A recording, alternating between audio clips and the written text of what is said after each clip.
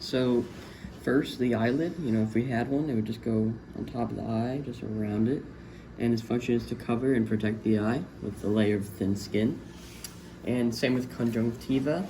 It's part of the eyelid, it's like the inner things on it, like the lines of the eyelid. And the function is to connect the front of the eye and produce mucus.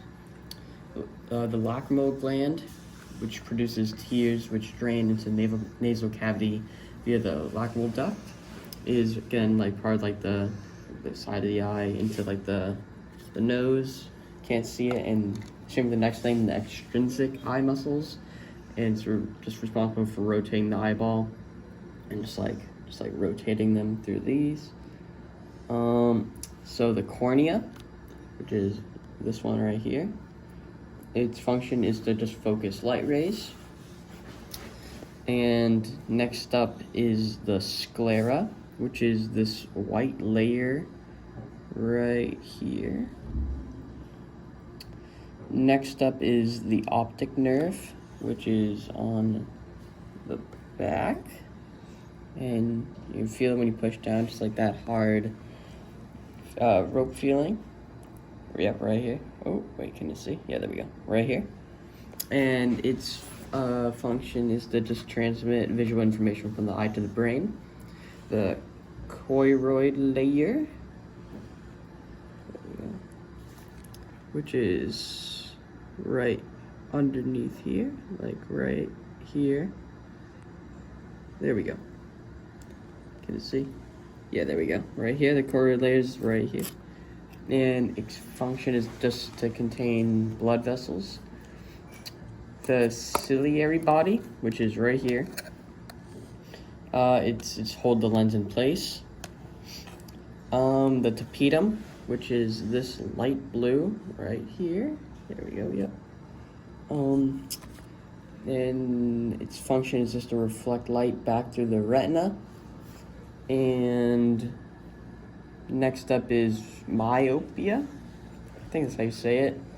And it's just just a dysfunction, and it's just nearsightedness in the eye, and it just has to do with focusing. So it's the cornea again.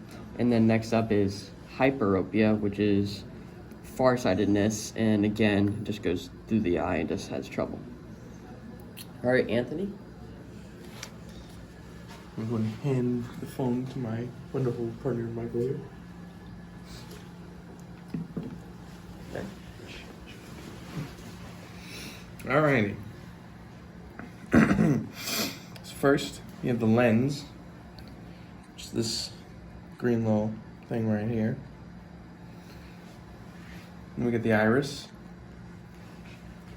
The lens, before I go to the iris, is a transparent structure behind the pupil that changes the shapes to help images focus on the retina, which we'll talk about after this. Now the iris is the colored portion of the eye which adjusts the size of the pupil. And it's not entirely visible here, but the next thing would be the pupil, which opens for light to enter. Is that I believe it's this. And then we have the aqueous humor, which if we look here, separated from this other chunk of stuff that I will talk about afterward, it's this clear substance. Then we have the vitreous humor, which is this big glob. And now they both are liquid that surround the lens, and the aqueous humor supplies nutrients and maintains pressure, while the vitreous humor supports the internal parts and provides fluid and maintains the eye shape. Now the retina, which is this very, very thin white cream-colored stuff here, and also in here, as you can see how thin it is and how delicate it is. They're visual receptor cells made up of photoreceptors, which are sensors for light, and they process visual information. And then we have the rods, which we cannot see, but they are inside of the sclera, which is right here, as Michael mentioned. And they are photoreceptive cells that are adjusted for dim light, perceive gray tones, which are black and white vision. And then we have cones, which are photoreceptive cells that are also in this area, which is also the sclera once again. And what they do is that they are photoreceptive cells that adjust for dim light. No, I read that one. They're photoreceptive cells that are adjusted for bright light, and they perceive color. And then we have the fovea centralis, which is the region of sharpest vision, and that is in this upper region of the sclera.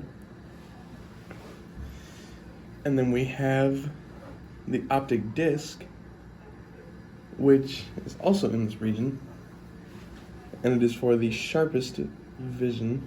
No, got that wrong again. This is where nerve fibers leave the eye and create a blind spot.